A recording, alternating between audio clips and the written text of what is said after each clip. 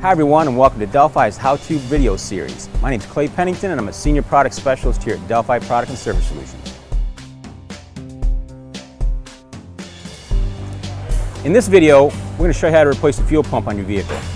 Not every vehicle is the same, but it's a good place to start. Make sure your vehicle does not have an access panel that will allow you to access that pump without removing the tank. In this case, on the Silverado, we'll have to drop the tank to remove the pump. We always put safety first, so make sure you're thorough and careful and have safety glasses and gloves to work with.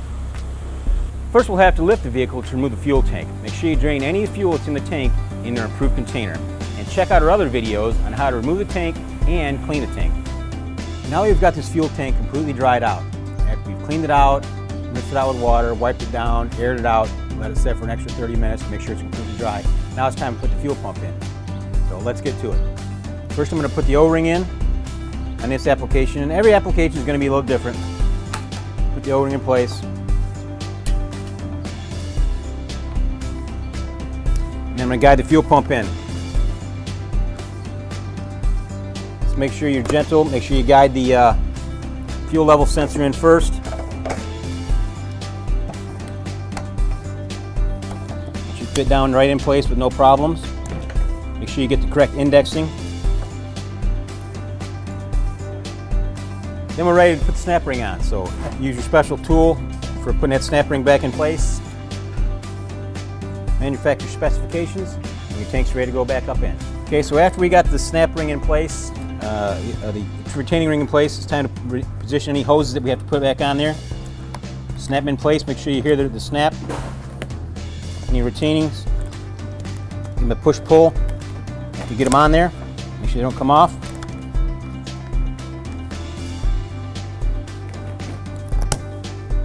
Place. Fuel line's all connected to this pump. We're ready to go back up in the truck. So now we've got our new pump inside the tank. We're ready to put the tank back up. You may need an assistant to help you put the tank up on the jack or to help lift it in place. This tank was pretty light. It's empty with no fuel in it, so I was able to get it up on the lift with an assistant, and we're ready to go back up in there now. Make sure you guide all your lines and wires and make sure everything's connected again before you bolt it in place. If there are any retainers in the electrical system locks, make sure you put those back in place also.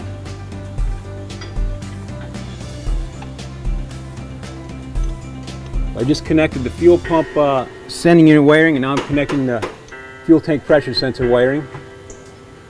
And I'm going to put my electrical lock back in place.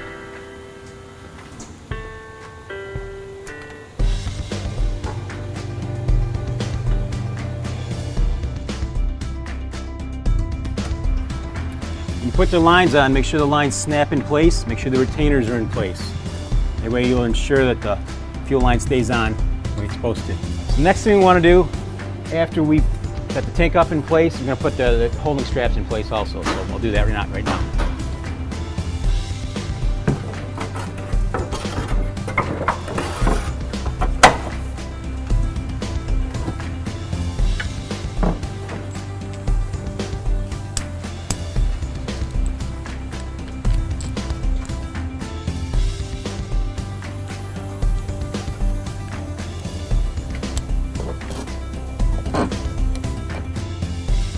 Once you've got those bolts started, and then release the jack, make sure you can reposition it any further that you need to before you tighten the straps fully down.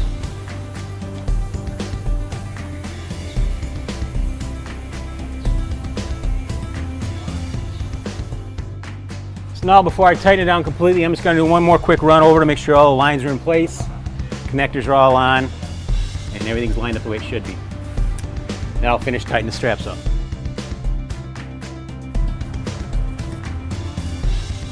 Okay, looks good. I'm going to go ahead and finish tightening these straps up, and then we'll be able to lower it down, put some fuel in it.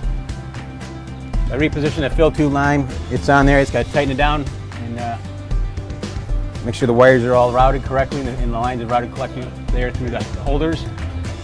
Finish tightening it up. You want to make sure you do these in an even pattern. Don't just tighten one up all the way and then move the other and tighten them up evenly. Make sure the tank goes up smoothly. It's all tightened down. We'll just make sure we reconnect this and tighten up the fill hose clamp. And one last check on all the routing, and then we'll lower it down. So we're all set. We replaced the fuel pump on this truck after dropping the tank and cleaning it out, and replaced the fuel pump with a new one. This fuel filter was built into the pump on this model, so there was no inline fuel filter, so make sure you replace that fuel filter every time you replace that pump.